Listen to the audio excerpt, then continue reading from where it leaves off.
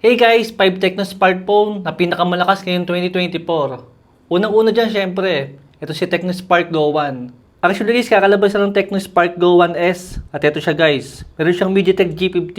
Hindi ko lang sure guys kung downgraded version yan. Pero feeling ko downgraded version yan. Hindi ko pa nga lang siya nabubuksan. Gagawan ko to ng unboxing kung ano bang pinagkaiba niya sa may Tecno Spark Go 1 na walang S.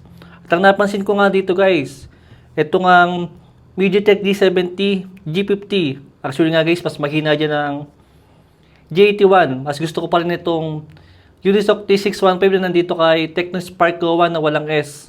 Dahil mas smooth siya at supported pa sa may 120Hz sa refresh rate.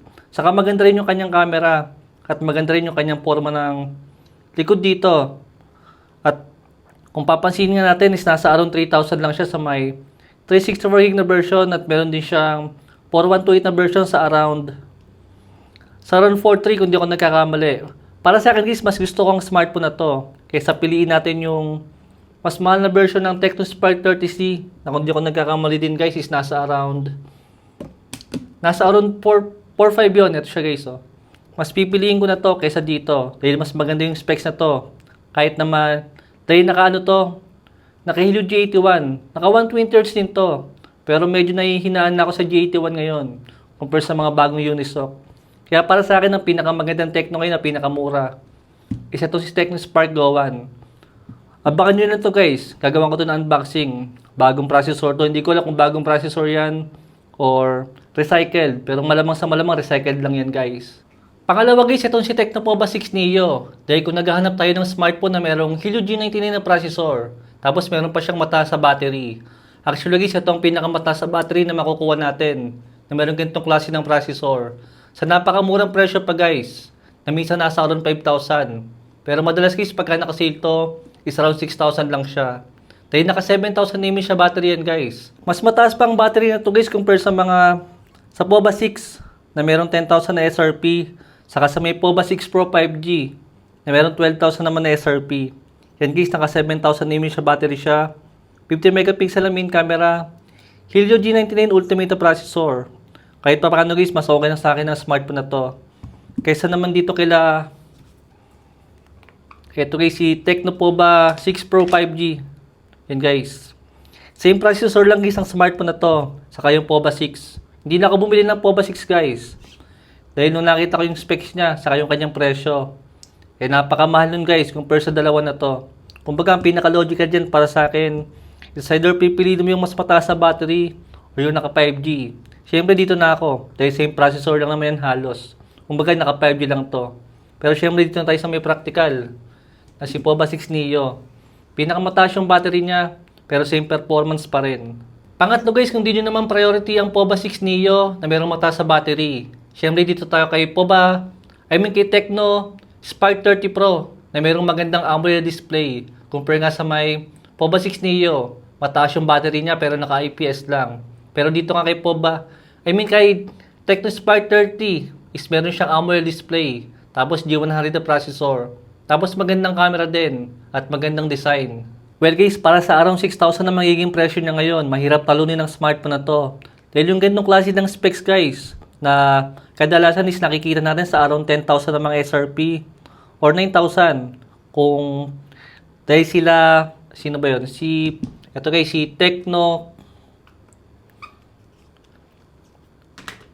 Camon 30. Actually guys, nakuha ko to ng 7,000. Pero nga ngayon, hindi na po siya nagiging ganyang presyo ngayon. Nasa kulang 9,000 yung kanyang presyo ngayon. Pero guys, kung sa may specs lang, hindi po sila nagkakalayo. Give me sa may design. Pero syempre, dito na nga tayo sa mas bago. Dahil mas maganda siya at mas mataas yung megapixel ng camera.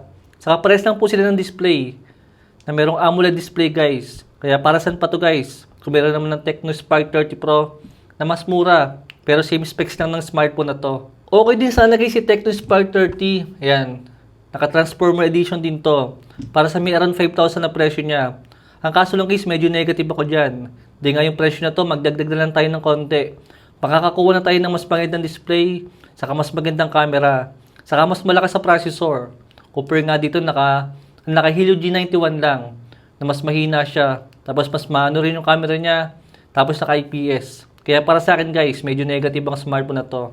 Kaya dito Kaya dito ako kay Tecno Spark 30 Pro. Yan guys. Yan yung tatlong Tecno na para sa akin sulit ngayon kung pinagpaplano nyo bumili ng bagong Tecno na smartphone. Meron pa tayong dalawa guys. Tuloy pa natin. Pang-apat pala guys, walang bagong Tecno smartphone na meron ganitong klaseng kalakas sa mga processor ngayon. Even si Tecno Camon 30 5G or si Tecno Pova 6 Pro 5G nga is mas malakas pa rin to compare sa mga mas bago na yon. Actually guys, mas mura pa. Dahil 13K guys yung SRP ng Tecno Camon 30 5G at 12,000 naman guys si Pova 6 Pro 5G. Pero guys, nung unang labas ng smartphone na to, is nakuha ko lang siya ng 11.5 na mas malakas pa siya at mas maganda rin yung camera compare sa mga mas bago na yon. Siyempre, kilala natin to, itong si Tecno Camon 20S Pro 5G. Sa display pa lang ng smartphone na to, expected na natin na meron siyang AMOLED 120Hz sa refresh rate. Tapos meron siyang Dimensity 8020 na processor. 64 megapixel na main camera. 32 megapixel na front selfie camera. Siyempre, 5,000 mAh sa battery. Yan guys. Medyo okay naman yung mga ganitong klase ng specs. Ang problema lang sa mga bagong processor ngayon nila Tecno, medyo hindi na sila nakakasabay compare sa mga ganitong klase ng mga smartphone na dating mahal pero mas nagmura na nga.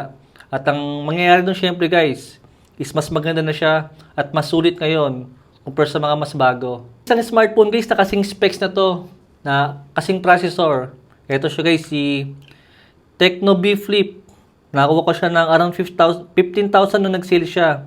At meron tong 30K na SRP kung di ako nagkakamali dati. Yan guys. Same processor sila, same camera na meron 64 megapixel. Kaya guys, kung naghahanap kayo ng murang flip na smartphone or foldable na smartphone, magandang i-consider din ng smartphone na to. Dahil merong bagong labas nga si Infinix na ganitong smartphone din. Zero Flip yata yung pangalan nun at nasa 30K din yung kanyang SRP.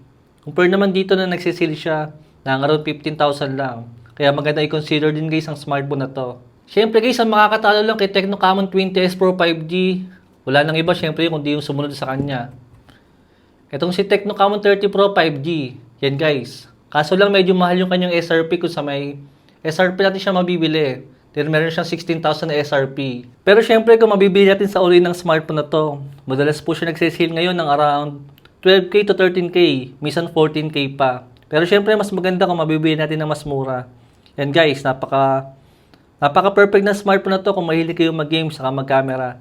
Yan guys, so napakataas yung kanyang Antutu score dito dahil meron siyang Dimensity 8200 Ultimate na processor.